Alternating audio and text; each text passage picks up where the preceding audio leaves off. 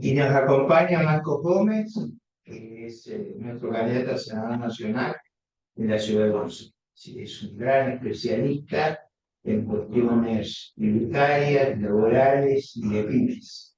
Así que yo voy a hacer una breve intervención. El corazón de nuestra propuesta.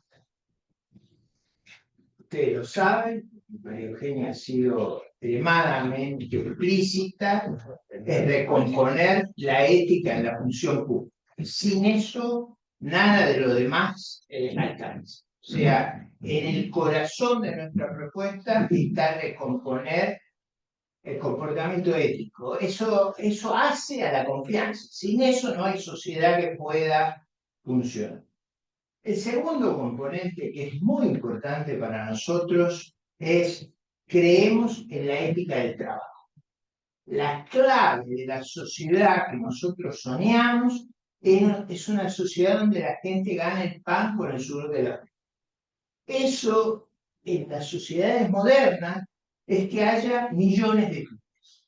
Argentina tiene menos pymes que hace 25 años. Argentina tiene, con la misma población que España, 1/5 de las pymes de España. ¿Por qué nos pasa eso? Bueno, tenemos un responsable explícito, el Matapyme Recalde.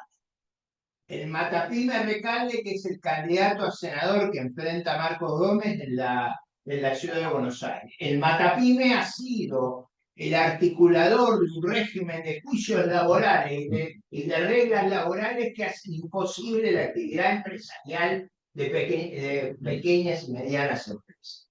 El Matapyme tiene una socia, un retoño, que es la Pilar Ramírez, que va en la lista de la Libertad Avanza, que era su gerente avanzada en aerolínea. O sea, digo, yo, al ser práctico, como he sido ministro de Defensa, me veo atacado por los dos flancos.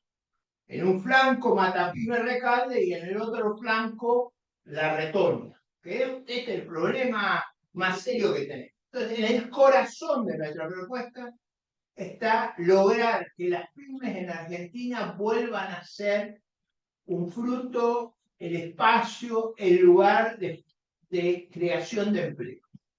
Tenemos que hacer ahí, y esto quiero que lo entiendan con claridad, una revolución pro pyme y de creación de empresas que innoven, empleen, provean servicios. Para eso, lo que le estamos presentando a la sociedad es una revolución en las reglas impositivas y laborales. Una revolución, no una cosa tibia. Vamos a hacer algo que termine con la industria del juicio laboral.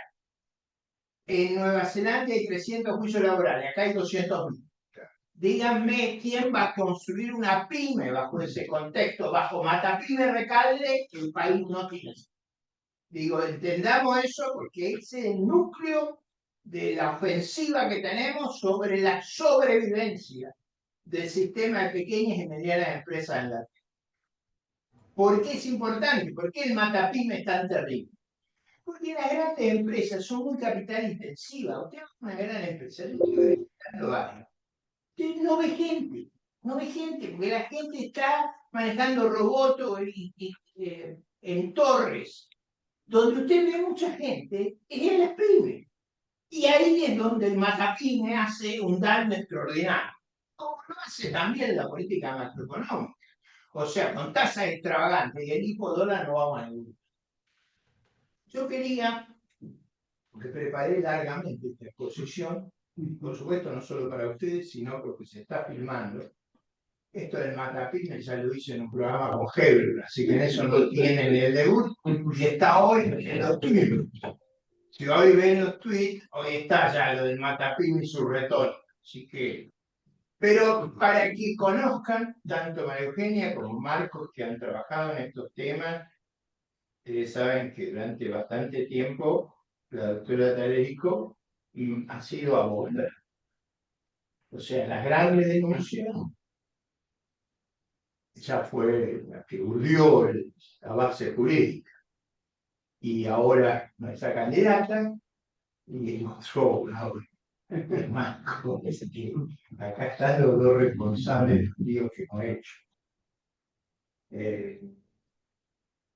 Va las leyes para que no, yo me tengo que ir a la televisión, pero no quiero dejar de mencionarlas para asumir frente a ustedes y frente a las cámaras la responsabilidad de la. Primero vamos a cambiar la ley de aprendizaje y pasar. Vamos a una ley como la alemana. De los 16 a los 50 años usted se podrá emplear sin que haya relación laboral. Los primeros 2 años. ¿Para qué es eso? Para que usted aprenda la máquina, se acostumbre a trabajar, recupere los hábitos del trabajo, lo reentrenemos. Eso tiene costos. Y la única manera que los podemos asimilar es no generando los costos de una relación laboral. En segundo lugar, como los jurados, los juzgados laborales están capturados y las cámaras están capturadas, hay un ya propuesto en el Congreso una ley de unificación de los fueros laboral, comercial y civil.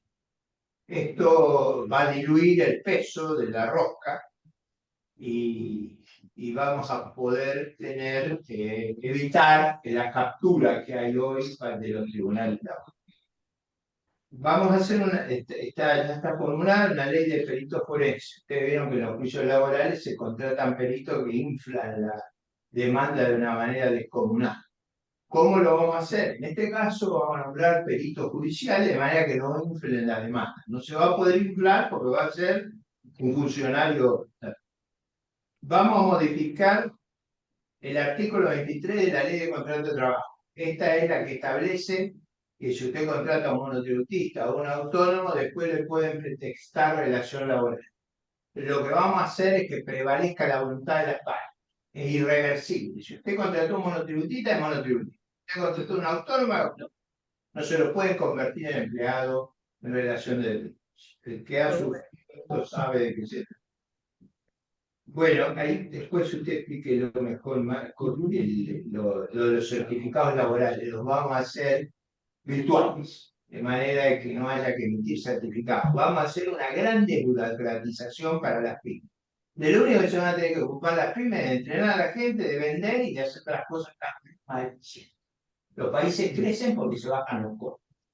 Y los costos se bajan por aumento de productividad. Y la productividad sube cuando ustedes se pueden dedicar a mejorar lo que hacen, no a atender a burócratas y a regulaciones estatales.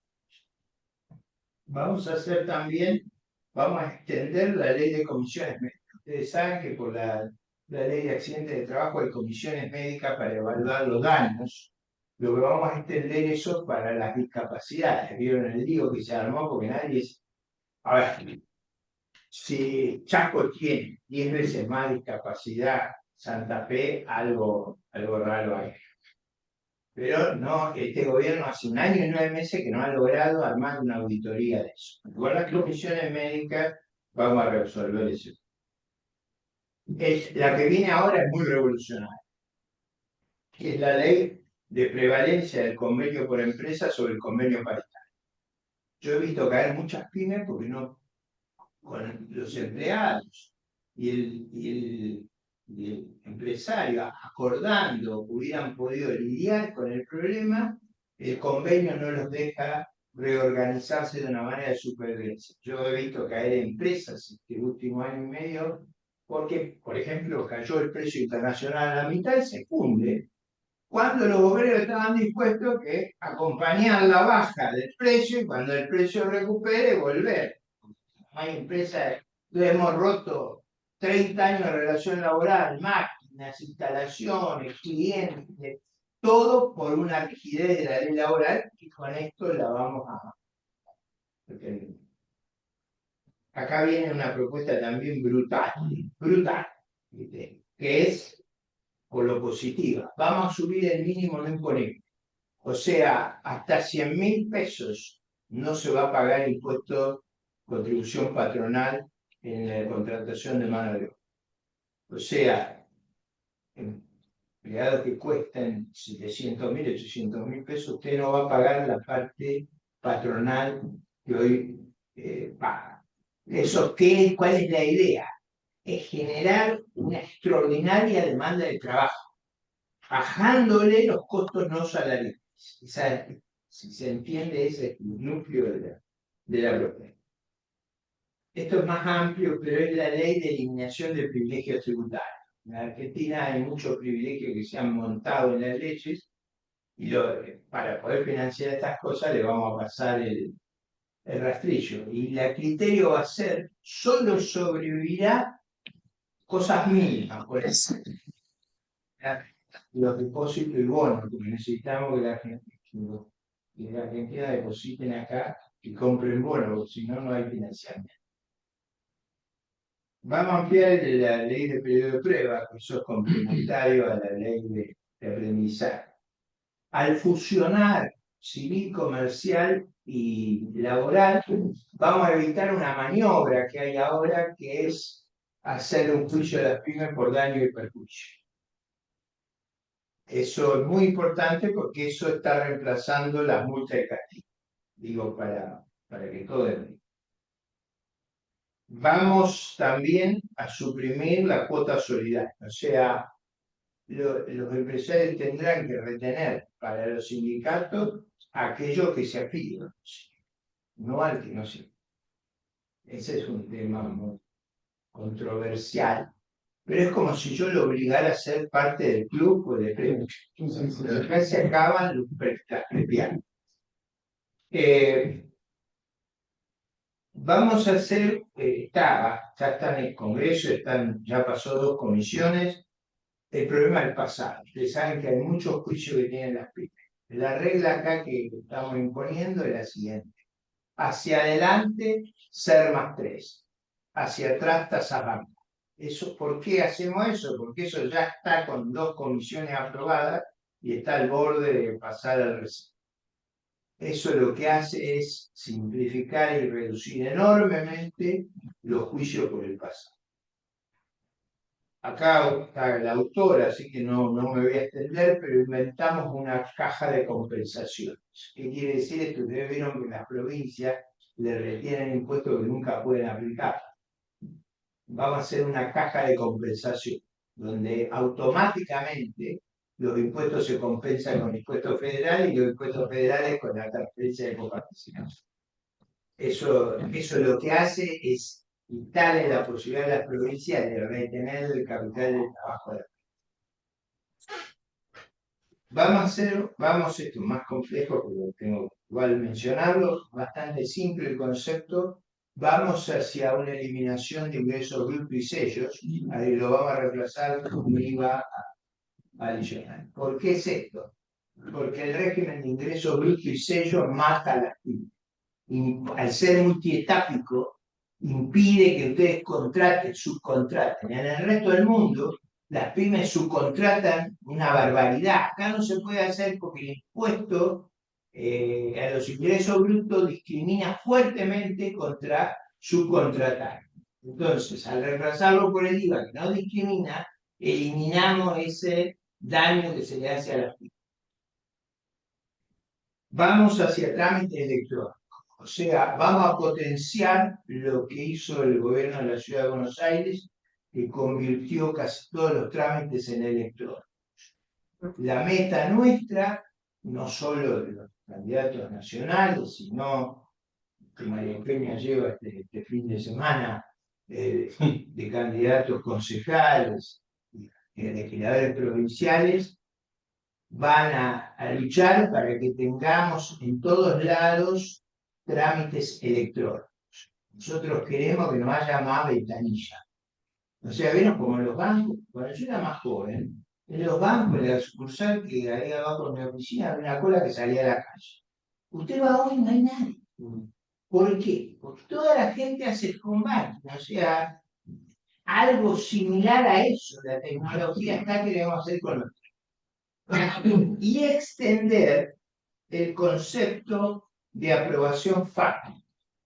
Es decir, si usted en la regulación usted se presentó y no lo objetaron, está aprobado. O sea, en un plazo determinado, la regla está aprobada.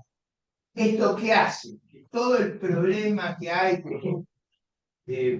digo, para decirlo francamente, de cohecho, cuando le dicen, bueno, esta carpeta no se mueve, se terminó. Las carpetas se mueven solas. Le vamos a dar vida a los expedientes. El expediente solo se aprueba si no hay rechazo. Y el rechazo tiene que estar fundado. ¿Ok? Por último, la clave de nuestro programa, de todo el esfuerzo que estamos haciendo, es producir una revolución en las pymes. La revolución esa apunta primero a lograr un número de pymes similar al de España, la misma población, multiplicar por 5. Para que eso ocurra, tenemos que crear un ambiente que todo el mundo quiera ser empresario pyme. Para eso estamos dispuestos a hacer el daño que se le hizo a la Argentina, el Matapyme y su Matapyme señor Recalde, no me tengo que olvidar, y su retorno a la Pilar Ramírez. O sea, que los tengo en las dos listas. Los dos trabajan en el mismo despacho, a uno lo tengo en la lista kirchnerista y a otro lo tengo en la lista de la Libertad Avanza. Frente a esa doble ofensiva vamos con este paquete muy claro y muy transparente. Yo sé que los he sometido a una exposición de Peña que abuse, que no le dé a usted el primer lugar, pero siempre lo hago, pero hoy no tengo más remedio por la demanda televisiva. La demanda televisiva no apunta al problema de las pymes, la demanda televisiva apunta al problema del dólar. Bueno, ¿cómo resolveríamos nosotros eso? Porque no quiero dejar de decir. Nosotros respetaríamos el convenio que se firmó con los multilaterales. Basta de manipular la divisa. Hay que dejar que flote como flota en Uruguay, como flota en otros países. Hay que dejar de vender al término, hay que dejar de hacer enormes pérdidas en las ventas al término y no hay que vender las reservas que no tenemos. La idea de tasas extravagantes y un hipodólar lo único que hacen es quebrar el empleo y la competitividad. Si quitamos la artificialidad de la economía argentina y hacemos las reformas que acá han sido explicadas, nuestras empresas van a tener una oportunidad inmensa de progresar, de crecer y le vamos a dar a los argentinos un doble componente de esperanza. Y digo esperanza, pero no digo un optimismo ciego. La esperanza no es un optimismo ciego. La esperanza está fundada en la racionalidad, en un cálculo inteligente sobre nuestras fuerzas y nuestras posibilidades. Pero eso requiere que los políticos tengamos el liderazgo, el coraje y la voluntad de transformar la realidad. Y no asustarnos frente a las amenazas corporativas, sindicales o delictivas. Acá todo bordea lo delictivo. Entonces, frente a eso, yo reconozco que la doctora Federico tiene una carga más grande que la mía, porque ella compite en la provincia de Buenos Aires con los Espinosa, con los Ishi, con todo eso. Porque acá en la ciudad solo tengo que lidiar con el Matapí y sobre todo. No, la Retoña es muy importante, porque la Retoña es la que es la Karina. O sea, ahí tengo ahí una doble tenaza. Tiene un sponsor importante. Claro. Es un sponsor importante. Bueno, el esposo también casi me funda el Banco Nación, así que tenemos que cambiar. Tenemos que cambiar eso. Así que en esa línea, yo le hago un homenaje a María Talerico porque ella a mí me conmueve y me asusta. Déjame que lo diga porque ella ha tomado una responsabilidad increíble. Ha rastrillado esa organización. Lo ha hecho sin medios, con una convicción, una voluntad de hierro. A mí me conmueve, me produce admiración y me devuelve el ánimo de lucha. Así que cuando ustedes me vean como potenciado, piensen que el coraje es contagioso. Entonces el coraje de María Eugenia Talerico me ha rejuvenecido y me convierto en una persona brava. Así que yo me tengo que ocupar nada más del Matapime y de su retorno.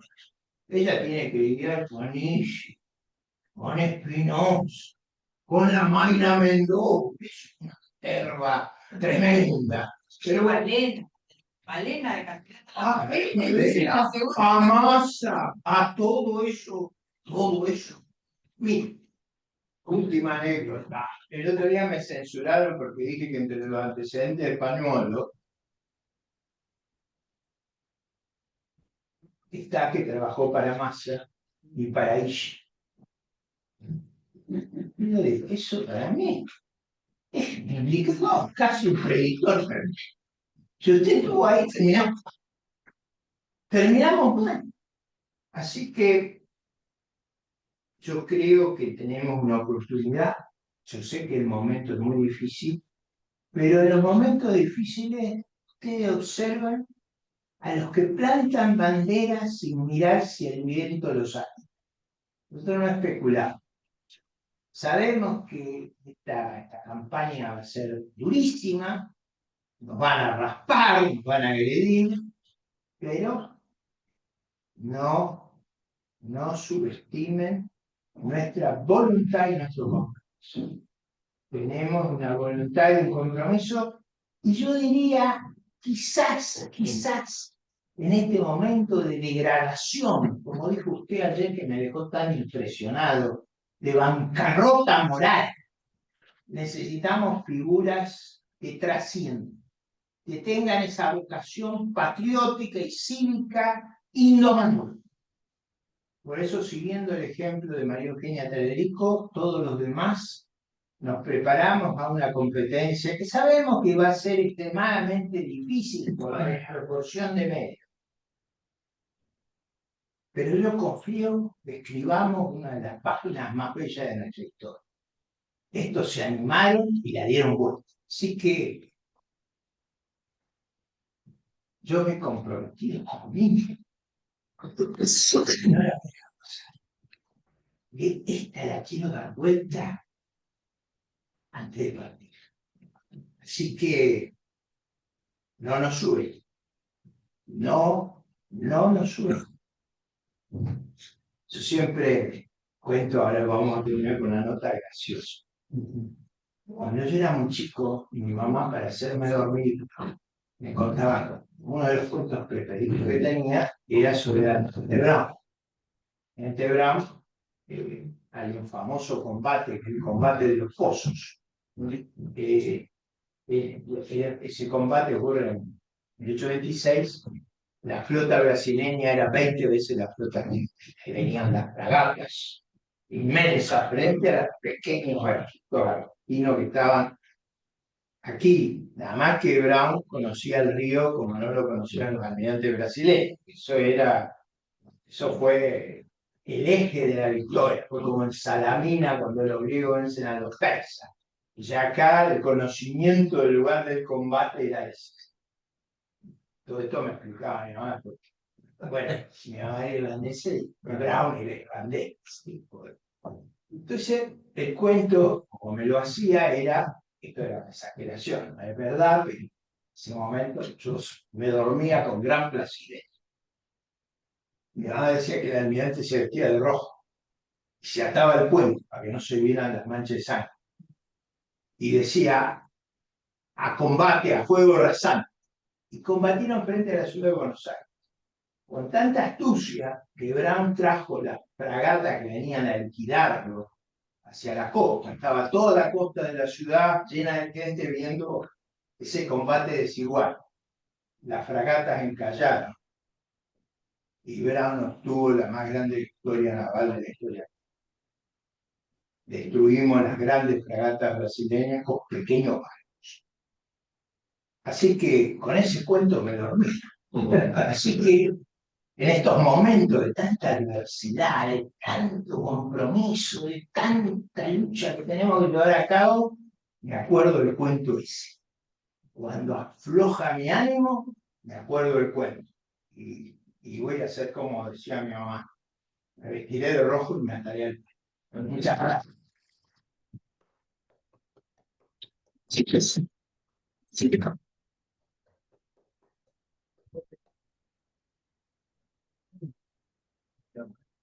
Ahora vamos a escuchar.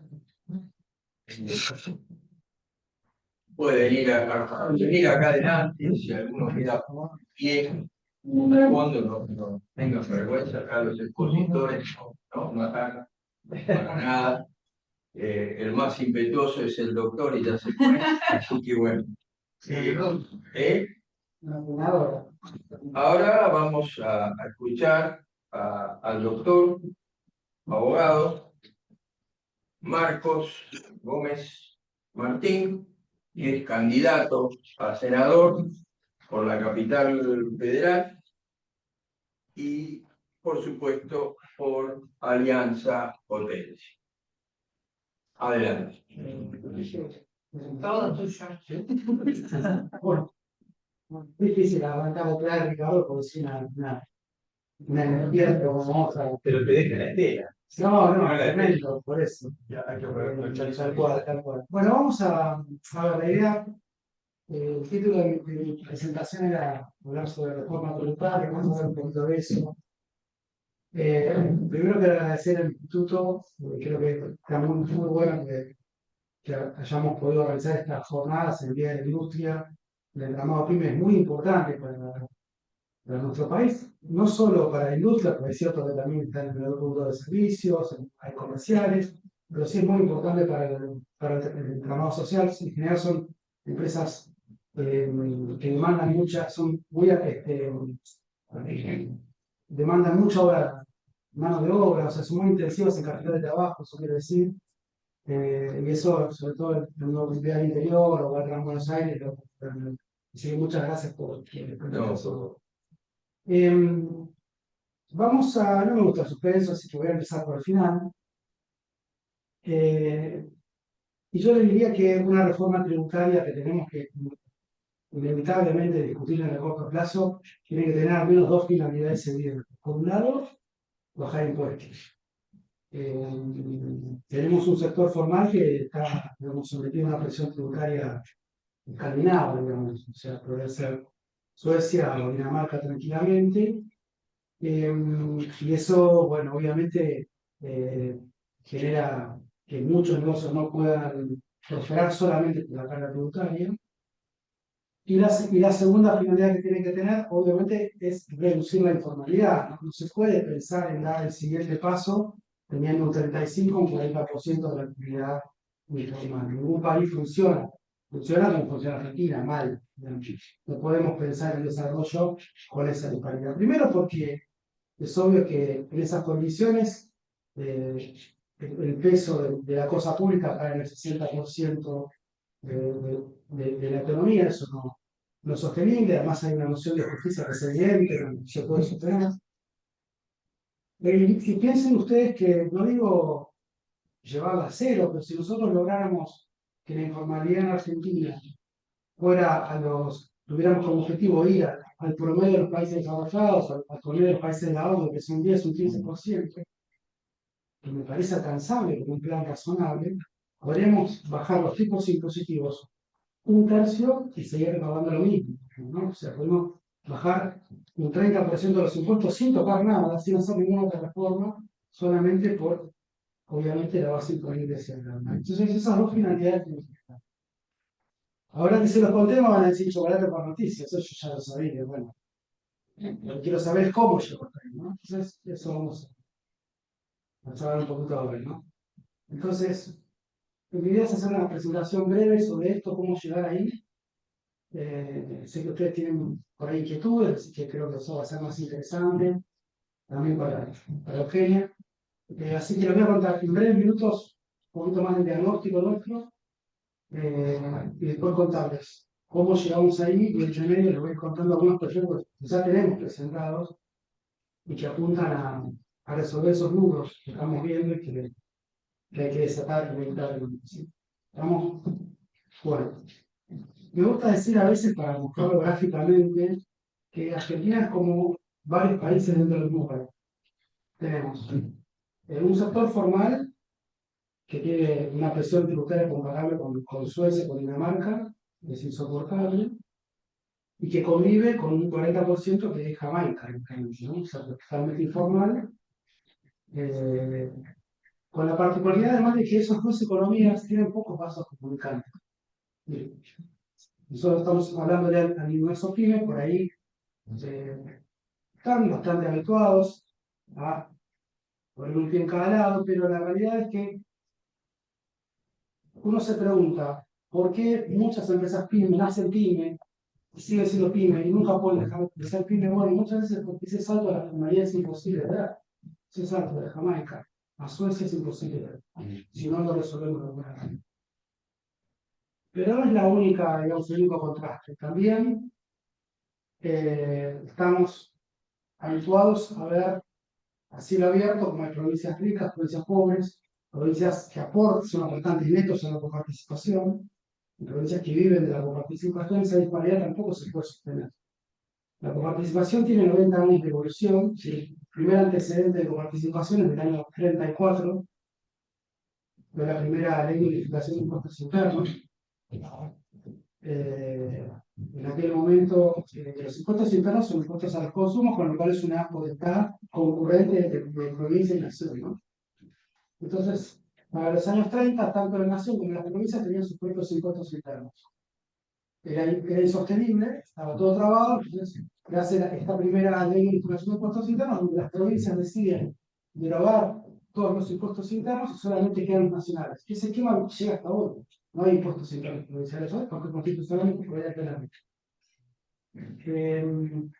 90 años han pasado, provincias ricas siguen estando mejor que el promedio, las provincias pobres no siguen siendo pobres, pero ahora tienen un aparato clientelar enorme, que es lo que ha generado la coparticipación.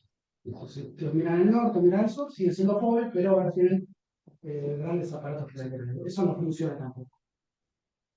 Entonces, tenemos que pensar un esquema que resuelva esto de una vez por todas y cambie el tablero de juego por completo. Entonces, yo creo que se puede dar ese paso. Obviamente requiere decisión política. Lo bueno es que el camino ese ya está transitado. Muchas veces me dicen que la ley de participación no se puede reformar. Creo que hay bastante comodidad y que soporta intereses. ¿No? Pero creo que claramente tenemos que ver. ¿Y por qué pongo el puntapié? ¿No? Pues yo creo que es muy probable que tengamos una oportunidad de oro desde octubre. Es una ventana que probablemente no se vuelva a repetir en el corto plazo, que es discutir el tema más importante. vamos a tener la nueva composición del Congreso, que nos va a acompañar por 2 años, y en ese momento probablemente se nos abra la oportunidad para discutir. Entonces, ¿qué tenemos nosotros para resolver desde el lugar que ocupamos hoy y que hemos presentado proyectos con propuestas concretas para resolver esto? Por ejemplo, algunas ya las mencionó Ricardo. Presentamos un proyecto de caja de compensación tributaria para resolver de alguna manera el problema de los saldos a favor de los objetos. Ustedes saben que es el problema impositivo de la gente. En realidad, la reforma tributaria, todo lo otro es obvio. De otra manera, una reforma tributaria que no resuelve el problema de los tributos, no resuelve nada. ¿Correcto? Obviamente esto requeriría un acuerdo, ahora vamos a hablar de los acuerdos que se requieren. Pero ¿qué es lo que nosotros propusimos? Bueno, una caja de compensación tributaria. ¿Qué significa esta propuesta? Bueno, un sistema por el cual uno pueda utilizar los saldos a favor acumulados en cualquier provincia y compensarlos con otra provincia o con impuestos federales. ¿Es la solución de fondo? Bueno, no, la solución de fondo sería lo que comentó Ricardo recién, por ejemplo, no sustituir esos puntos por otro gravamen distinto. Ahora lo llamamos eso. Pero mientras se dan estas discusiones que no se dan nunca, de alguna manera hay que avanzar. ¿Sí? Otro proyecto que tiene varias sanciones, tuvo una sanción hace poco y que en definitiva tiene muchos criterios, es la actualización de los montos mínimos de la ley penal tributaria. Ese es un proyecto de López Murphy, vimos en el despacho. La ley penal tributaria viene desactualizada hace muchos años, es un debate que no se ha dado. La ley 27430, gobierno de Macri, había establecido que se incorpore una unidad de valor tributario, que iba a actualizar automáticamente multas y también la ley penal tributaria. Ordenaba al Poder Ejecutivo que hiciera un proyecto para implementarlo. Ese proyecto se presentó y no obtuvo los votos. Nunca más se tocó el tema. Entonces, todas las leyes están todas desactualizadas.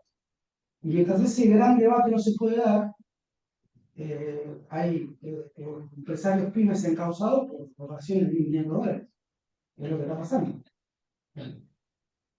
Con gran esfuerzo hicimos la propuesta, logramos llevarla a cabo. Es un proyecto que evidentemente nos pone orgullosos. Obtuvo dictamen unánime en la Comisión de Legislación Penal y voto unánime en la Cámara de Diputados.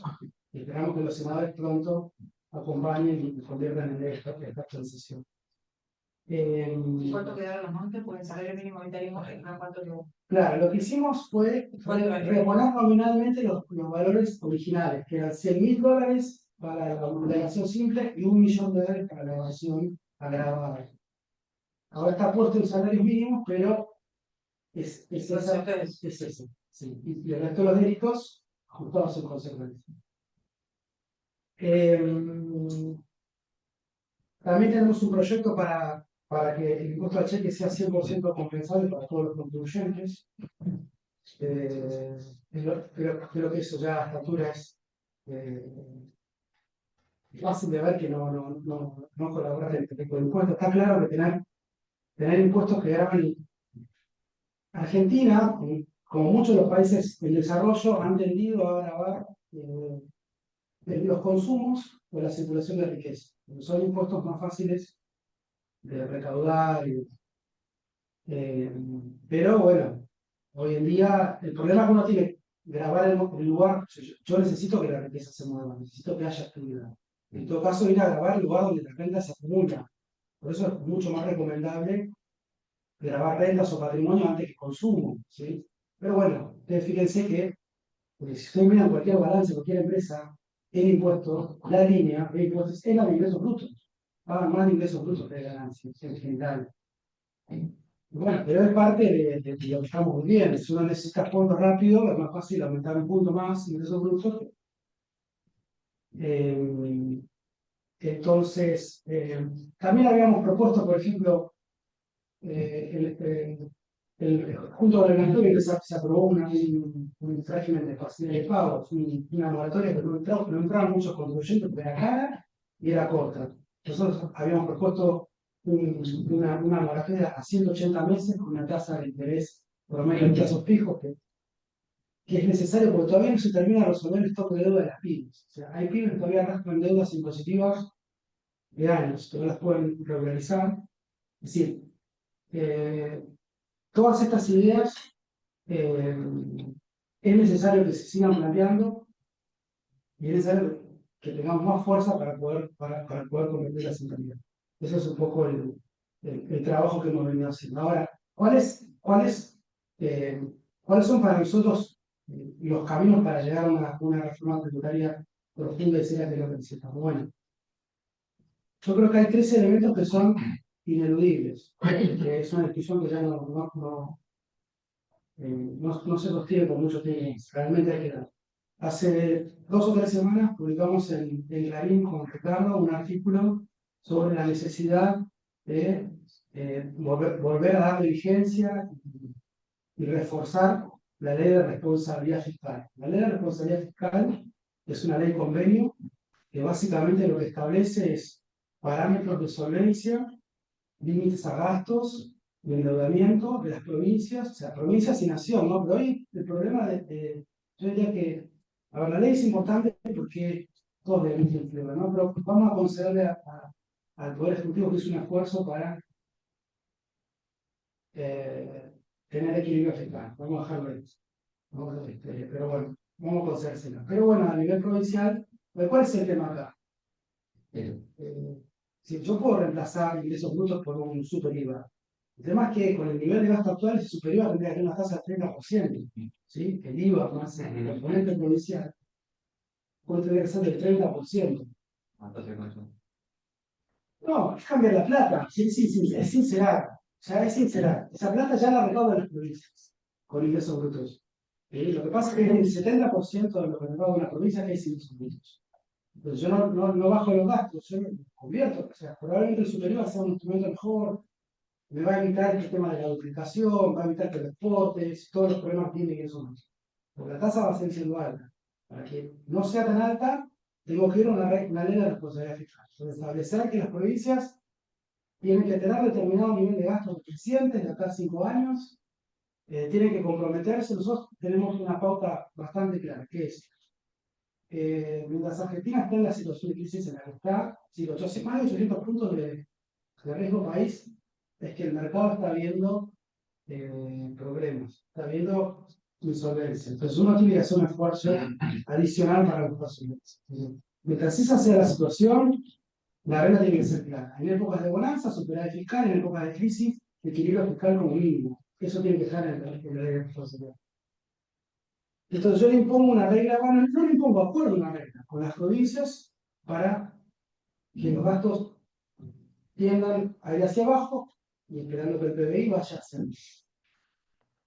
¿Qué tengo que hacer al lado de la ley de responsabilidad fiscal? Y bueno, sí, rediscutir la coparticipación. Pero no puedo hacerlo. Se entiende que son discusiones que van de la mano.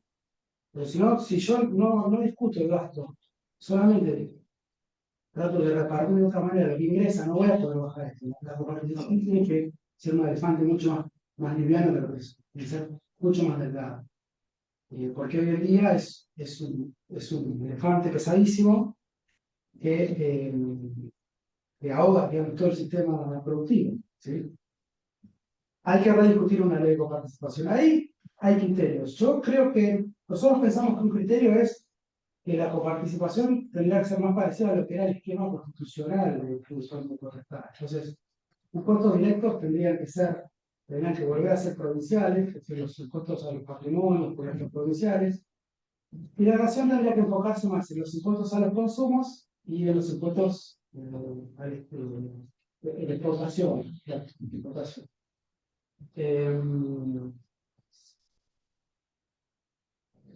Tenemos la ley de responsabilidad fiscal, rediscutimos la coparticipación y hay que volver a hacer un pacto fiscal parecido a lo que fue el pacto fiscal de 2017. El pacto fiscal de 2017, por eso yo digo que hay una ventana de oro.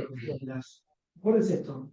El gobierno Macri gana las elecciones en medio término, bien, y para fines de 2017 consigue firmar el pacto fiscal, que tenía algunas cosas muy interesantes, pero por ejemplo, el pacto fiscal, si no hubiera sido suspendido en su aplicación con Alberto Fernández, hoy el impuesto a los usufructos sería casi un impuesto a las ventas. El impuesto a las ventas es un impuesto a la venta final, porque el pacto fiscal establecía que en 4 años las actividades primarias y las comerciales iban a tener tasas cada vez más bajas.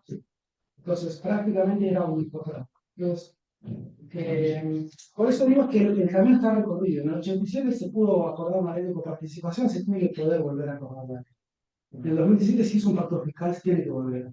La ley de responsabilidad fiscal existe, es una ley vigente. Lo que pasa es que fue perdiendo aplicación porque se fueron marchando de manera tal que lo tengan. Si son todos instrumentos que se lograron, entonces se tienen que poder volver a lograr. Entonces, o sea, los instrumentos existen, creo que el camino está bastante balizado. De esto que gran parte de esto que yo digo es opinable, yo acepto el debate. Lo que me parece que no podemos aceptar es que la cosa siga como está, ¿no? Que es tener estas dos Argentinas, una parte grabada a tasas astronómicas, la otra prácticamente viviendo en la informalidad, provincias que el tema de la coparticipación genera también un problema. Algo que tendría que tener un nuevo esquema es hicieron un concepto que se llama de correspondencia fiscal. ¿Qué es la correspondencia fiscal? Que yo tengo que le tengo que cobrar impuestos al que después le tengo que pedir el voto. Eso es fundamental, porque ¿qué es lo que pasa en las provincias que viven de la coparticipación? Y bueno, no tienen mucho incentivo digamos, el voto está desvinculado del impuesto que pago. Entonces uno va a algunas provincias, ¿no? Pero, bueno, Formosa, Chaco, digamos, ¿no? En Formosa, el presupuesto de Formosa el 95% de participación. En Chaco el 93%. En Santiago del Estero es más del 80%, 17%. Sí. Son provincias que prácticamente son paraísos fiscales, que no necesitan recaudar, que viven de la participación. Entonces, en ese esquema, es decir, no hay incentivos para controlar lo que gasta el gobierno, porque mi voto está desvinculado, yo lo pago, o sea, no soporto más. Entonces, es clave en todo lo que pensemos, como modificación tributaria, ir a un concepto de correspondencia fiscal. Es fundamental que cada uno tenga digamos, piense cuando está emitiendo el voto que eso tiene una vinculación con lo que va a pagar y con los servicios que va a recibir. Porque si no, bueno, se generan estos aparatos clientelares que van con los clientes. Entonces, creo que los instrumentos están, creo que los objetivos son claros, hay que bajar los impuestos y hay que extender la formalización. Y eso creo que eso no va a ser magia de un día para el otro, pero si uno mira el proceso en un horizonte de 5 o 7 años, debería poder ponernos en la línea de crecimiento. O ayudar, obviamente no es lo único, porque lamentablemente el tributario no es el único problema que tenemos, pero digamos, por lo menos tiene que ser un cálculo para que lo funcione. Bueno, muchas gracias y ahora vamos a abrir a preguntas, ¿verdad? Doctor Gómez. Como que no sé si quieres hacer preguntas ahora o Así quieren que, a lo mejor. ¿Sí? Sí, preguntas. Juanjo, Yo una pregunta. allá surgió. Vos sos nuestro experto, tributarista, economista, todo, ¿no? A ver, acá, Claudia. Hice una maestría en economía urbana porque estoy trabajando en Cometeo. No, mi pregunta es, ok, la agencia es un partido provincial de Buenos Aires, porque están proponiendo una reforma tributaria a nivel nacional, incluyendo a provincias, y entonces, viste que está el grito federal de las provincias que, viste que quieren los ATM no sean discrecionales. Bueno, ellos también están protestando porque Sí. nosotros como provincia de Buenos Aires tenemos que protestar por la renta del campo, por las inversiones. Sí. Bueno, ¿qué alianzas tiene Potencia para discutir con otras provincias para discutir la coparticipación? ¿Como yo? Sí, no, primero está buena la pregunta. La alianza potencia, porque es una fuerza noble, y ya hay una alianza potencia Ciudad de Buenos Aires, que es la que lleva la candidatura a diputado nacional de Ricardo López Murphy, en el caso como senador nacional, con lo cual aspiramos a ingresar al Congreso Nacional, ¿sí? Por eso estamos aceptando una discusión nacional. Después está Potencia Provincia de Buenos Aires, que la lleva a María Eugenia como primera candidata a diputada nacional, y que además el 7 de septiembre va a competir para cargos distritales, diputados y senadores provinciales, concejales y consejeros escolares, ¿no? Así sí, eso sí, perfecto. Por eso, pero digamos, claro, bueno, está bien, a ver si interpreto tu pregunta. Nosotros buscamos representar un electorado bien definido, ¿no? Que es, nosotros somos liberales, pero somos republicanos, institucionalistas. Me parece que es una propuesta que hoy ha quedado huérfana, lamentablemente, por el rol de otros partidos que se han diluido. Y a mí me parece que eso no es menor, ¿no es cierto? Porque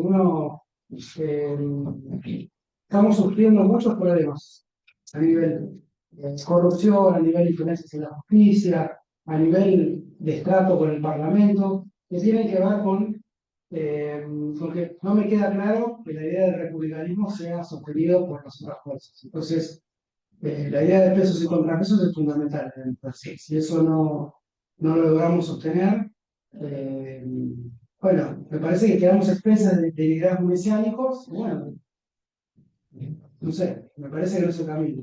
Ese es un poco lo que nosotros buscamos.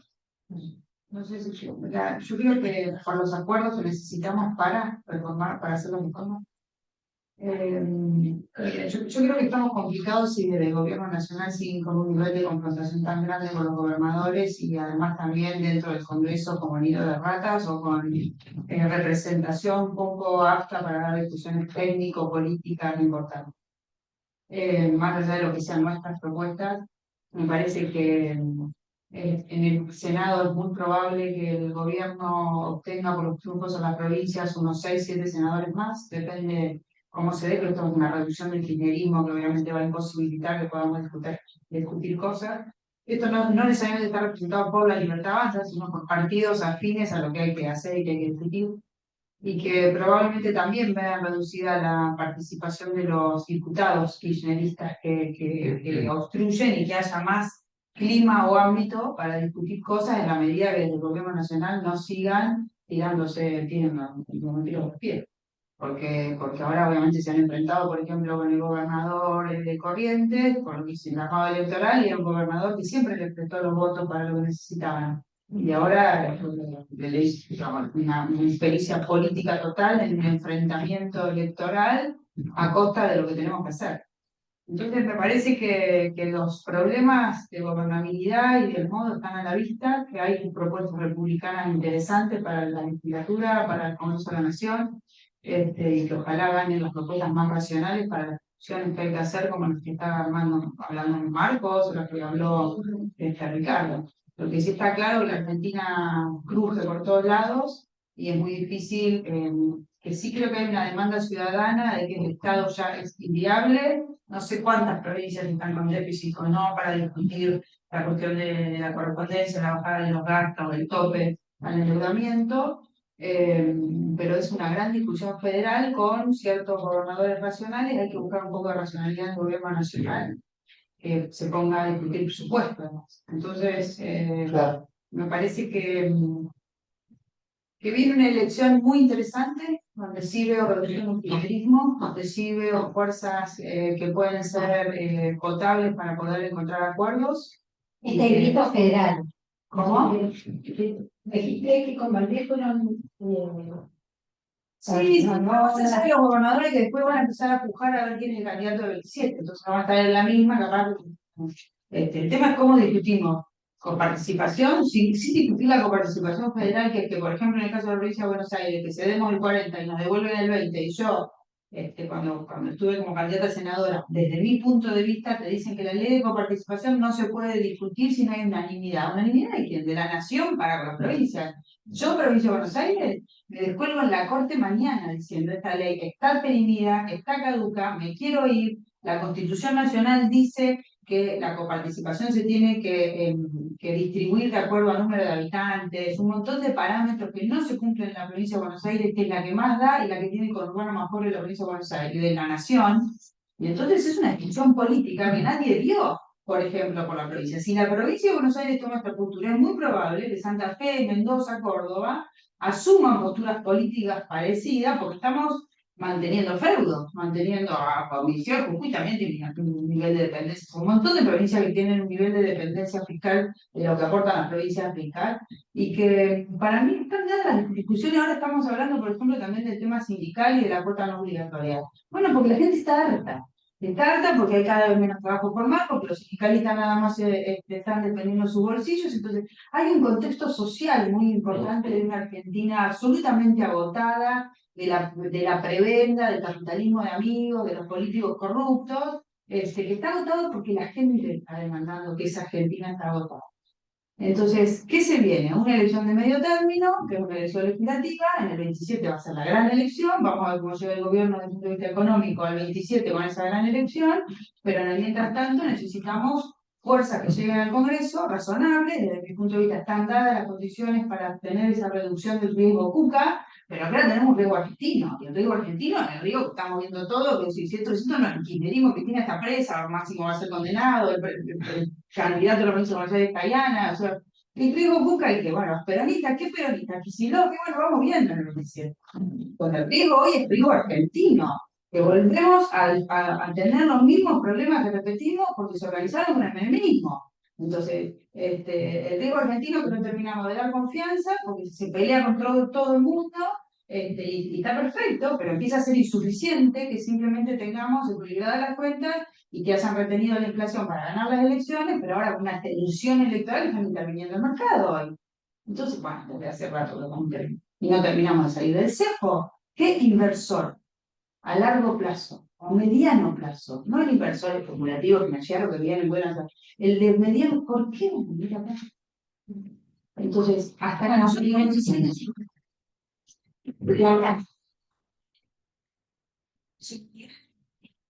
que si no termina Argentina de dar confianza.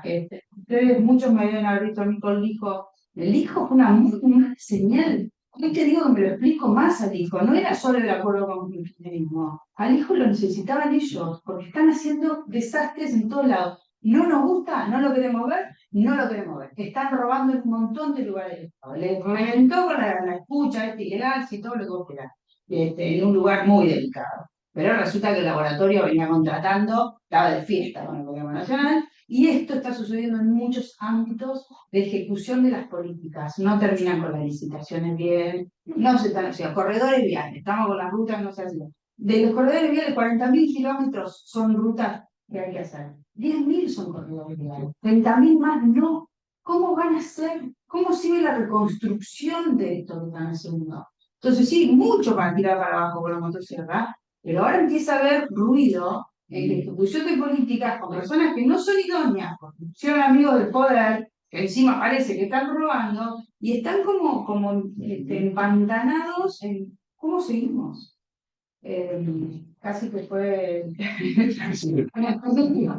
No, porque está muy bueno todo lo que hicimos, pero todos sabemos que estamos inmersos en un momento. Viene un outsider buenísimo, porque revienta todo, pero se paró la reforma sindical, se paró la reforma de las universidades, empiezan a conversar, ¿qué conversan en este país? Los mismos de siempre. Conversan los mismos de siempre, que es lo que salimos a desafiar a la provincia de Buenos Aires. Potencia no tiene ni a uno de los de siempre, porque hay que hacerlo de nuevo de verdad. Y no porque no haya experimentado, como el caso de Ricardo, que formen parte de la buena política. Pero acá todo el mundo transó. Son defensas de cajas y de intereses corporativos permanentes en discusiones en el Congreso. Entonces defienden si el señor Tabaco sale o no sale, y nos empantanamos en lugar de discutir de verdad las reformas que necesitamos para generar trabajo para generar que las cajas previsionales, que estamos con el parche a los jubilados, porque es divino que el Congreso ahora, jubilados, Harraham, discapacitados, sí, bueno, no, pero tampoco el Congreso puede traccionar todo el tiempo de un presupuesto que no se trata en un momento electoral, donde, claro, todos esos temas son muy sensibles para la ciudadanía. ¿Quién va a decir que no quiere mejorar de los jubilados? Pero son parches otra vez. Entonces, yo creo que estamos jodidos y que es un momento muy bueno en una elección de medio término de buscar a los que nos gustan y no comernos el verso, acá somos todos bastante formados, de libertad versus kirchnerismo. Miren las listas. O sea, está José Luis Espera ahí, que estuvo financiado por Massa en el 21, creó su alternativa, saltó a la lista de Horacio Rodríguez Larreta, ahora está en el gobierno libertario y le ponen a una vedette de segunda. Tenemos que indignarnos con esto. Hay que discutir cosas en serio. Entonces, esto no es libertad o kirchnerismo. Tienen las listas en la provincia llenas de peronistas. Las listas provinciales, que era la elección del domingo, con Sebastián Pareja, que era un barra brava de San Lorenzo, armó listas que son una porquería la canción. Y esos tipos, como le hicieron 10, por lo menos después de jurar en el 23, se le dieron vuelta. Anzaloni es un tipo que viene del peronismo, el tipo que está peleando ahora con la UATRE, que es de la Libertad Avanza, es de Colón, provincia de Buenos Aires. ¿En serio, libertario? ¿En serio cuando las papas quemen y estemos así como en crisis y por ahí la calle se puso a organizar una manera distinta, va a votar para el gobierno Anzaloni y va a bajar impuestos, le va a romper los negocios a los sindicatos? Sí, él es de la UATRE. Entonces, esto que no vemos, todos ilusionados con que hay que apoyar a Milei, hay que apoyar a Milei, hay que apoyar a Milei. Bueno, es el Congreso. Entonces, la verdad, busquemos listas con personas razonables, porque las discusiones que tienen el Congreso no pueden ser las de Lemoyne y Pagano. Bueno, perdón. No, tal vez.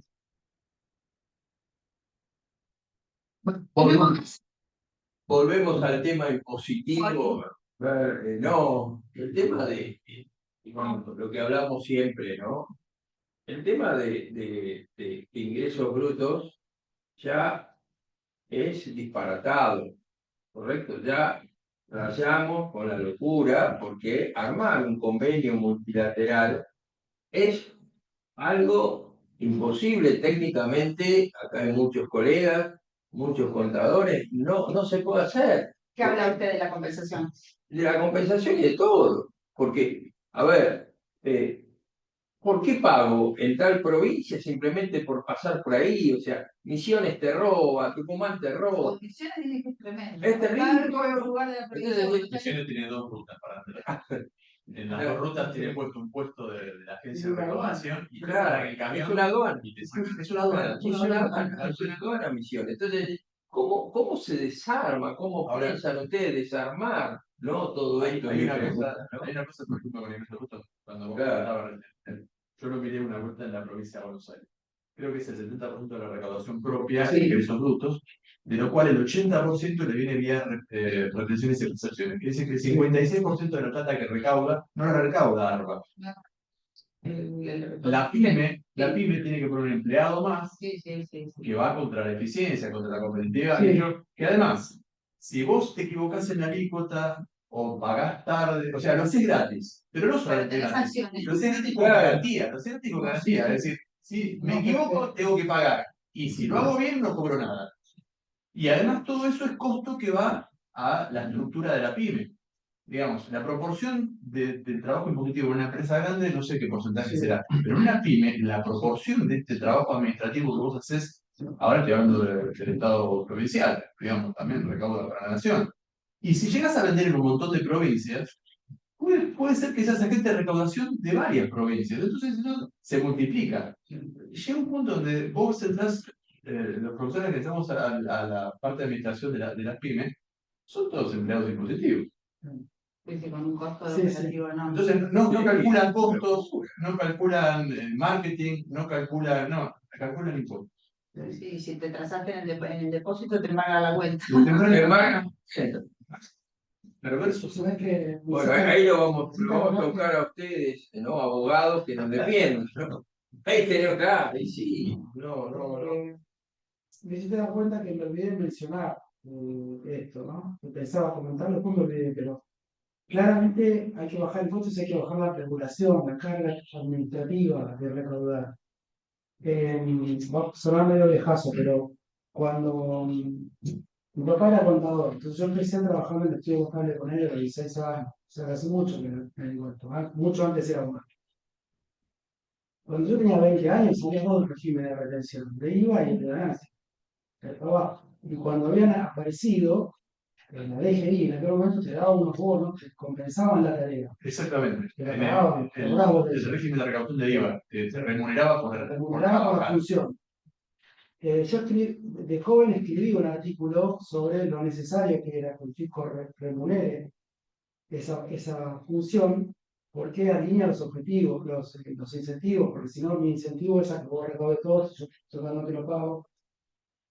Hoy el problema es mucho más grande que ese. Eso es una pavada, ¿no? El problema. Hoy el problema es que en todos los regímenes de retención bancaria, en tarjetas de crédito, eh, eh, originalmente, cuando aparecen los regímenes de retención, ¿cuál era el problema? El problema es que yo necesitaba tener una agente de recaudación intermedio porque la evasión estaba en el chiquitaje y era muy difícil llegar hasta ahí. Entonces yo ponía a las empresas grandes, que son las que contrataban con ese, para que me arrepientan. Correcto.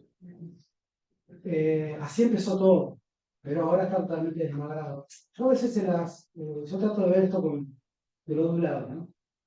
Yo a veces digo que, bueno, el SECRER, con todos estos regímenes, se fueron tanto de mambo que las provincias van a lograr que si no se va a voltear la justicia, se lo va a terminar volteando la justicia. Pues yo digo, si no se hubiera ido tanto de mambo, si la cosa fuera más razonable, yo estaría, bueno, che, ojo, porque hay un 40, no podemos no ver que hay un 40% de la economía que es informal. Yo no puedo ir a fiscalizar a todos esos contribuyentes. Entonces, una manera de llegar ahí es con algunos agentes intermedios que retienen, que recaudan el impuesto para mí. Pero eso no tiene nada que ver con la situación actual, donde lo de Misiones es tremendo. O sea, Claro, se ve en otras provincias también. se pone perverso el tema porque, como son impuestos provinciales, vos en un conflicto con una provincia tenés que ir a litigar a la justicia de la provincia, Sí, que es financiada por ese impuesto. Adivina a favor de quién va a fallar. sí. Pero a su vez, una pyme que suponete tiene problemas en 5 provincias, no puede financiar 5 juicios en 5 justicias. Entonces la da por perdida. O sea, hay un sesgo contra pyme porque el costo de hacer valer el derecho de una pyme proporcionalmente es enorme.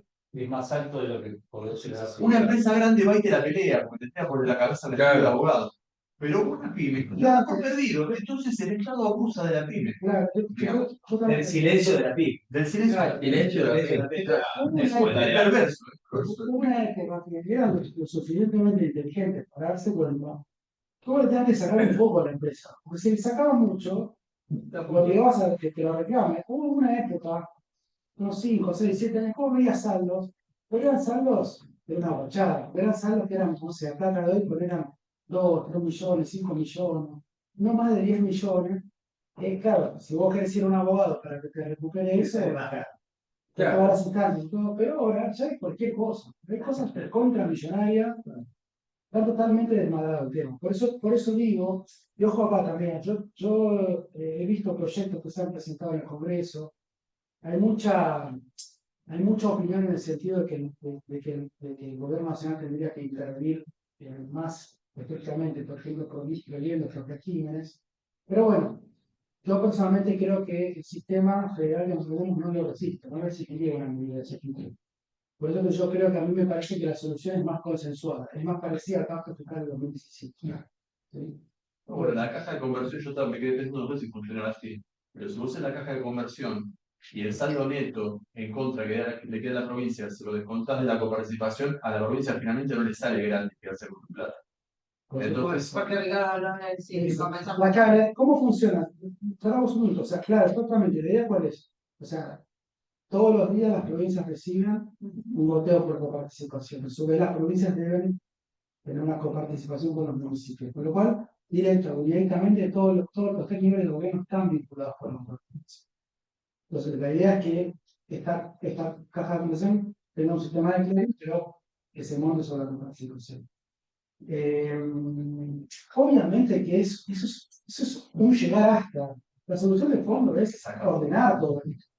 No se puede mantener estos objetivos. Yo tengo. No, aparte como no les alcanza, te meten en tasas, o sea, hay una superposición impositiva. Bueno, total. a un cliente le embargaron la cuenta por el quinto sobre higiene de la matanza. Claro, Claro. llega un punto donde se te anima cualquiera. Claro. No, yo quería traer, ¿no?, a colación, nosotros en el instituto tenemos una mesa tributaria que se dedica a tratar, a ver, todos estos temas impositivos, y uno de los integrantes es un contador de Formosa, ¿no? Entonces, la otra vez, sí, ¿no?, tenemos participación, hay un integrante de Entre Ríos, ¿no? También al interior del Instituto Argentino.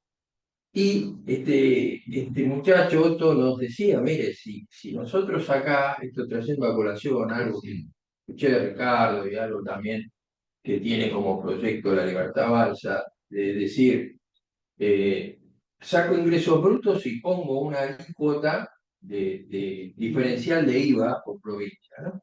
Y decía, bueno, en Formosa es inviable, ¿no? Es inviable, ¿por qué? Porque sería tan alta, que no se puede parar, porque saca de todo, saca del régimen de coparticipación, saca de donde puede, saca de todos lados, y son todos empleados públicos.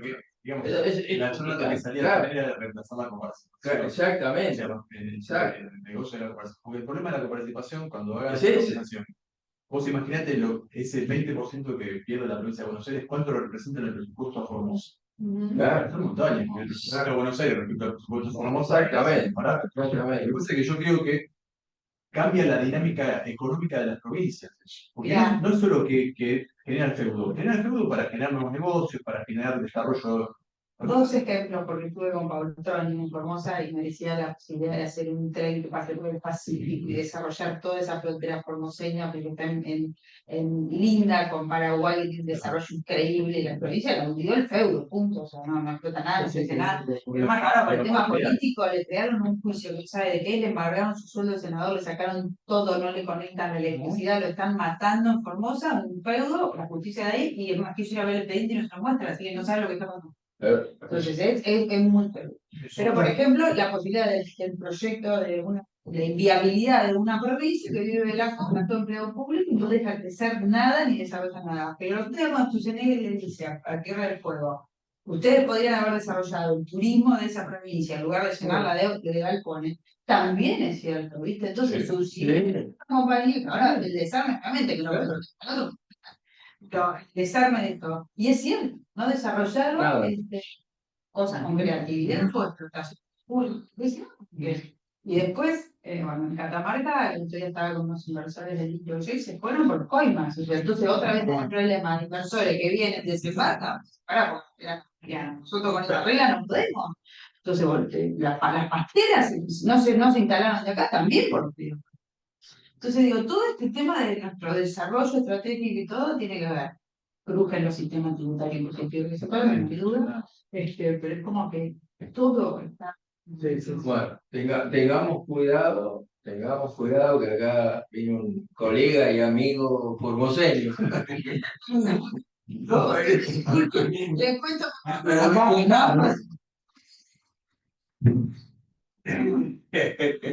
no, sí, simplemente lo hablo. Ahora, no lo tomes a mal, Alfredo, simplemente un comentario, ¿no? No, porque amigo es amigo guarda.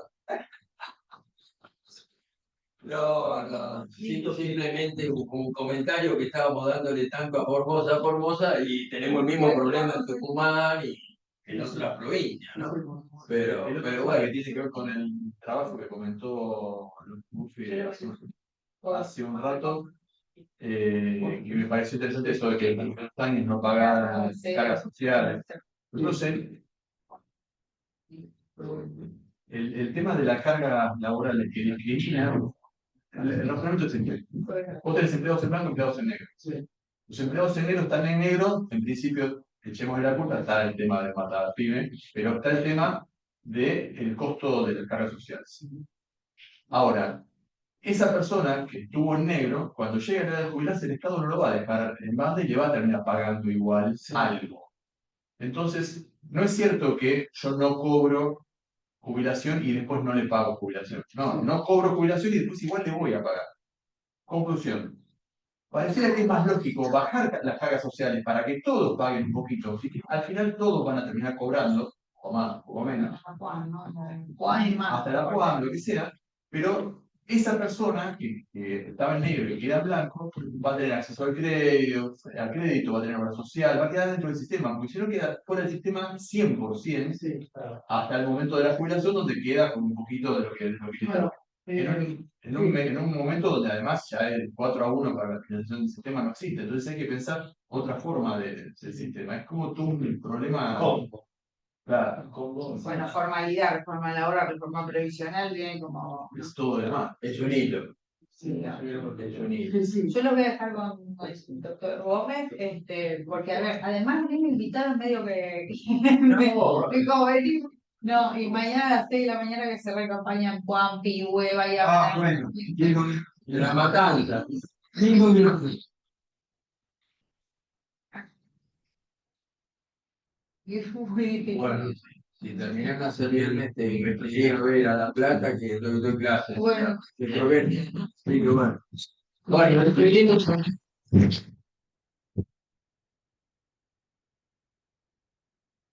Provincia de Buenos Aires. Pero si quieren pasar aquí adelante. A ver, seguimos con las preguntas. Un problema y acá, una hora entera, pero varias cosas. Primero, efectivamente, el sistema profesional es un sistema de seguros. Yo no está bien que permita, digamos, que vos tomes la póliza que siempre ya está ocurriendo. Todo el sistema de moratorias ha subvertido por completo el régimen. Yo diría que en la medida que si vos sacas las moratorias, el régimen es un régimen jubilatorio estándar como el quiera, más el última Juan, que es una especie de subsidio a la vejez, una especie no, que es un subsidio a la vejez. Bueno, es una cosa. Lo que pasa es que han incorporado un montón de personas. El otro día miraba los números anteriores, creo que se pagan creo que 5 millones de jubilaciones mínimas, de las cuales el 94% son personas ambulatorias, o sea, no tienen todos esos aportes. Inclusive las mujeres. Sí. Los famosos amas de Claro. Principalmente, yo digo. A eso te diría ama de casa, dos segundos más. Lo de ama de casa me parece lógico porque todas las mujeres hay que respetarlas y la verdad que hacen un esfuerzo por sacar su familia adelante y merecen un premio. Pero no creo que merezca un premio la esposa del juez, la esposa del fiscal, la esposa del senador, la esposa, no han puesto un mínimo, ¿entendés? Esta Cristina, cuando hizo la ley, no puso un mínimo. Entonces, yo conozco esposas de jueces que cobran la jubilación, viste, el flaco está cobrando 20 palos y la tipa está cobrando. O sea, no pueden hacer eso. Es una desconsideración total. Me parece que es un temita para tener en cuenta de poner, ojo, bueno, sí, pero se manda plata, le estás dejando de dar a la gente, o sea, hay un bloque de guita que se la está dando injustamente porque no puso un mínimo. Si bien hay, viste que hay un mínimo vital inmóvil, hay muchos mínimos y máximos, pero no puede ser que la cosa de un comisario, que no cobre la jubilación. Eso es para la gente que. Mira lo siguiente, vemos que un tipo pasa, por ahí hace 30 años se va a tomar realidad. Yo, adelante, yo lo que te diría es que no hay razón para que vos no aportes para tu seguro de. Por supuesto, la realidad es esa. Bueno, con cualquier seguro, choco el auto, no había pagado la póliza, y bueno. ¿Qué quiere decir? Pero puede haber un mínimo, ¿viste? No, bien, porque no podemos. El problema es que cuando. Evidentemente social, como decís, si vos nunca aportaste, ¿cómo vas a recibir una jubilación? Nunca es netamente. Porque hay un instrumento. Pero es un país pobre en el cual se puede reciclar ahorita, ¿no? Disculpame, pero hay tanto despilfarro de tanta plata, hay tanto robo, como dicen acá los expositores, que controlemos el robo porque hay mucha gente que está muy mal, entonces esa gente tiene que ayudar. Si no sirve ni hablar, tienes un gobernador de famosa que ni hablar, ¿sabes? ¿Cómo pretendés que la gente de abajo esté mejor? Estos propios tipos se empobrecen y después no te dan la mano para. No, hay que ayudar. Desgraciadamente, con un 50% de pobreza espiritual y de cabeza, porque no es bolsillo la pobreza. Estamos mucho más jodidos porque es espiritual y de cabeza la pobreza, no es de bolsillo. ¿Ok? Entonces, si no es esa gente tú no ayudas, cada vez va a ser peor. Cada lustro tenés gente peor en el sistema. Entonces, el Estado tiene la obligación de ayudar. Nos vamos a poner unos requisitos, aquellos que tienen la capacidad de poder autosolventarlos y solventar a nuestra familia, dejar a la buena de Dios esta gente. Porque nos han hecho pelota, sinceramente. Entonces, el único que tratar todo es ¿eh? Todos actualidades. Sí, no, hoy por hoy. Provinciales, ¿no? Son desastres todos. Bueno, ese es otro tema también. Hay más de 200 regímenes previsionales. Claro. Ricardo es bastante gráfico. Y te voy a decir una cosa, yo le caliente porque hasta la esposa de un diputado puede cobrar la jubilación, la esposa de un diputado hasta puede cobrar eso. Es una cosa de... Entonces ahí está la falla. Y no me digan que es un derecho adquirido. ¿Ok? Porque vos, el derecho adquirido que tenemos todos es el que podés educar a tus hijos, el derecho adquirido que puedas alimentar a tus hijos, el derecho adquirido que puedas exigirles a tus hijos. Y hay gente que entiende es una injusticia total y nadie le queda el tema ese. Pero hay esposa de diputados, de senadores que cobran la jubilación. Entonces no corresponde. Entonces no venga con el derecho adquirido. Así está el país hecho pelota por el derecho adquirido. Bueno, ahora dejemos lo que cuente. Sí, es un tema, como estoy hablando de un futuro senador, que es un tema que hay que encarar, no hay que tener miedo. No, no. Sí, yo por eso trato de. A ver, más allá de los casos puntuales, creo que hay que mirar los grandes procesos. O sea, no puede tener 200 regímenes previsionales. Ricardo es bastante gráfico, dice, un régimen general para civiles, un régimen para uniformados, se acabó, porque las cajas son los compartimentos blancos, aparte de que las cajas, por ejemplo, con el caso de las cajas previsionales, provinciales, funcionan como barreras arbitrarias, o sea, yo si quiero ligar en otra provincia, tengo un título nacional que me habilita, pero no puedo porque tengo que pagar 3 millones de pesos por año para la caja. Es como que te tenés que matricular en otra provincia. Claro, Contador, claro, es lo mismo. ponte matrícula, no solo pagar la matrícula, sino que en muchas provincias tenés una caja. Caja de jubilación, sí, sí. Nada, y uso. Sí. Claro, entonces, bueno, ojalá logremos remover esas barreras en algún día, en ese camino. Otra cosa que quería mencionar, casi por propiedad transitiva, tenemos un 40% de la economía en negro, también 40% del trabajo en negro. Y entonces vamos a tener un sistema previsional inconsistente e insostenible. Probablemente más porque seguramente lo que es mano de obra intensiva está más en negro que lo que no. Está bien, está bien. Sí, yo. ¿Contra esto? ¿Eh? ¿Y contra esto? No, él mencionó un par de cosas que mencionó Ricardo, ¿no? Nosotros tenemos la idea, primero, de volver a. Lo del mínimo no imponible, Macri lo aplicó un tiempo. Nosotros presentamos un proyecto que había actualizado ese monto. Lo tenemos en marzo de 2024, cuando Milei presentó la ley bases y el paquete fiscal. Nosotros hicimos nuestro propio paquete fiscal, incluíamos esa actualización. Este proyecto de problemas, decimos, busca subir ese piso. La idea de Ricardo en el mediano plazo es tener ese mínimo no imponible y paulatinamente reemplazar lo que son las cargas patronales por impuestos a los combustibles.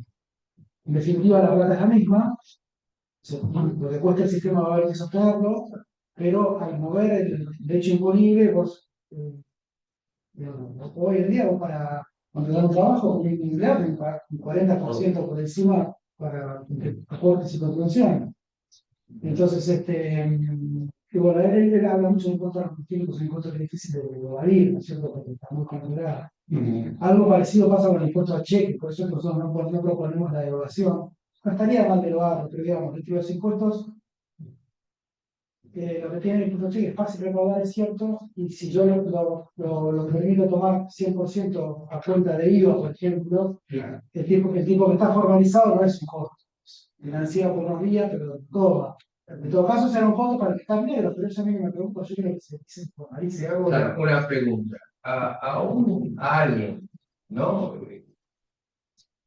emprendedor argentino, tecnológico, de cualquier tipo, que inicia, tiene pensado darle algún plazo de gracia de no pagar impuestos, como hay en otros países, ¿no? Es tanto que Ricardo decía, ¿no? En España, ¿no? Sí. Tienen 5 veces más pyme que Sí. nosotros, pero nosotros, ¿cómo favorecemos a alguien que Incentivos, incentivo? ¿Cómo lo incentivo al pyme?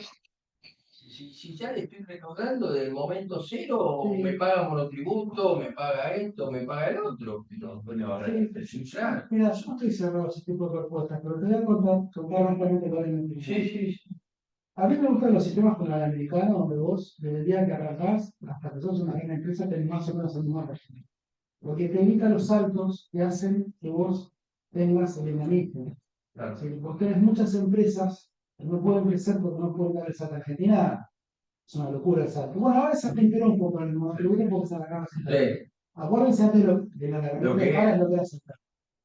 En general, yo me gustan más los sistemas que son, como tienen poca forma, tienen poca informalidad y no son unos locos gastadores, tienen un sistema con menos presión impositiva general y vos lo podés tener desde el principio hasta el final, con lo cual te hace mucho más previsible. A mí me parece que nosotros somos más partidarios de que el fomento venga por el lado de, por ejemplo, si vos sos tipo, a ver, yo, digamos, hoy lo de pagar el monotributo y todo, pero yo te diría que la barrera más importante para el que quiere tener un emprendimiento es que el día que quiere rescatar a un empleado. no, eso Llega a juicio, ¿no? Entonces, creo que nosotros estamos viendo más por el lado de realmente resolver el problema laboral. Como vos decías, es un sector que es muy mano de obra intensivo, entonces si vuelve a resolver ese problema laboral, de bajar la carga al trabajo, lograr sancionar una buena ley de prácticas normativas, como criterios por los años, que no tengan carga, no importa la edad, porque en los 90 se habían aplicado estos contratos, pero era para gente joven, digo, ¿por qué? Porque No pueden claro. tener. Bueno, yo creo que eso sería un muy buen incentivo. Y además tengan en cuenta que en Argentina, lamentablemente, tenemos malas experiencias con esas regímenes, porque después lo que creamos son bolsones de industrias que no pueden vivir sin la protección. Ese es el problema que nosotros tenemos. Por ejemplo, ustedes tienen el sector automotriz, que es extremadamente competitivo para fabricar camionetas. Fabrican camionetas que las venden en todo el mundo. Toyota, en todo el mundo. Ahora parece que si vuelven a sacar la protección a los autos no pueden competir. Es muy raro el fenómeno. Pero bueno, en parte ese fenómeno fue creado al calor de 30, 40, 50 años de un régimen impositivo diferencial. Pero son empresas que terminan, porque el propio sistema que nos buscaba proteger los termina perjudicando. Entonces, yo creo que hay un momento, entonces, por eso, no es que estoy negado a regímenes. Te digo una cosa, 100% de acuerdo con él. Hablando con empresarios pymes, y no he escuchado incluso en la tele de alguno, ahora como la charla, Sí, cuando le dicen, ¿en qué te puede ayudar el Estado? Y la respuesta es, con que no me jodan, me alcanza. Entonces, si vos decís, hoy las pymes, ¿por qué no han venido funcionando? Bueno, el crédito no lo tenían porque se lo comía el Estado le sacaba todo el crédito vía los bancos. Déjame el crédito, ya está, no me des líneas de crédito financiero. No, con que no me saques el crédito en los bancos, me alcanza. Sacame la inflación. Bueno, esa es la parte macro. Sacame los juicios. Sacame las cargas que yo tengo que hacer administrativas para. Sacame la aduana de emisiones. Sacame la aduana de emisiones. No, sí. Bueno, vos tocar un tema que a mí siempre me gusta tocar, que es el tema de la función del sistema financiero, ¿no?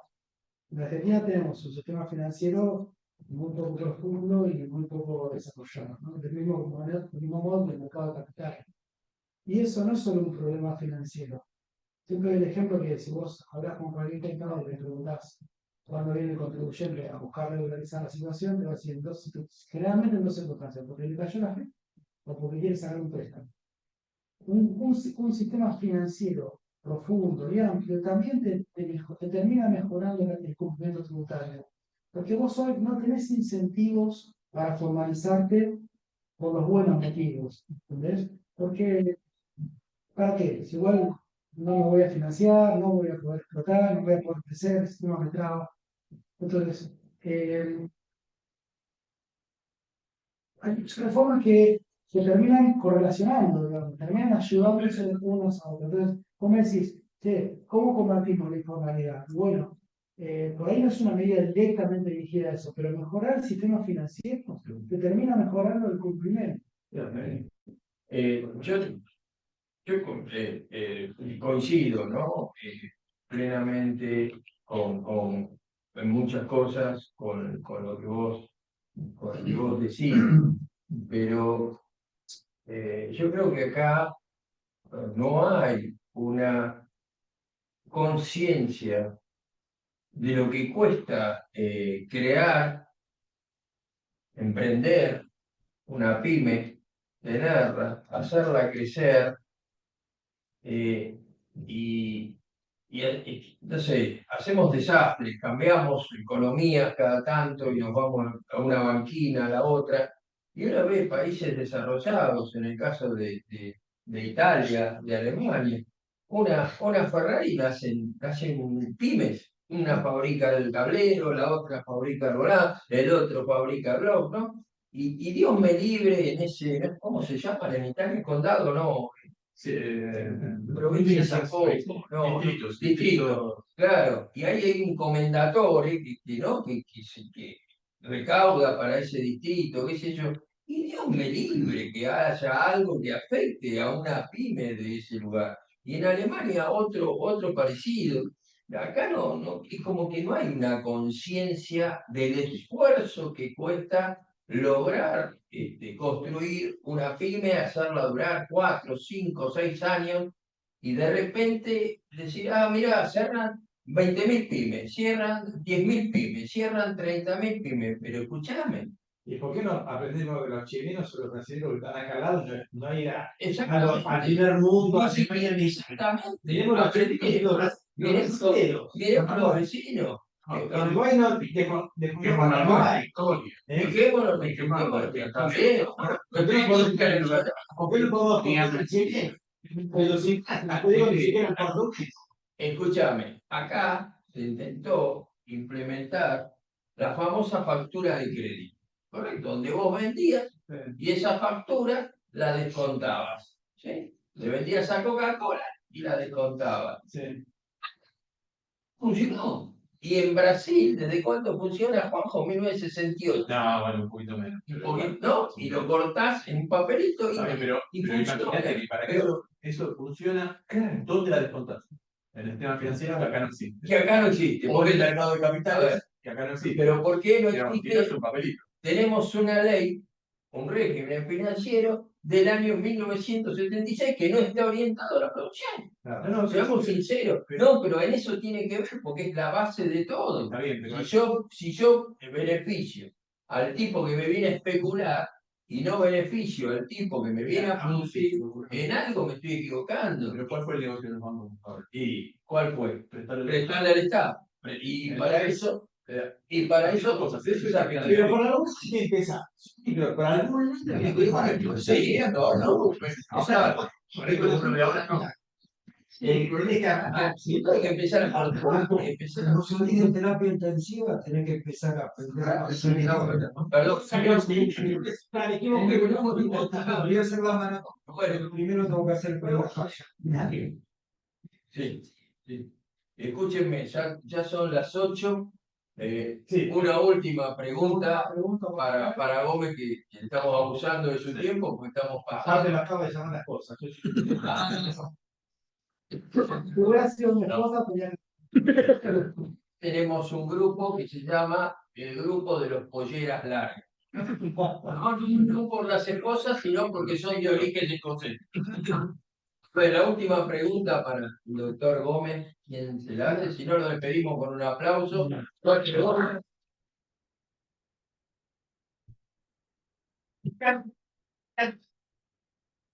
De alto senador y joven, ¿eh? Joven promesa de... Joven promesa.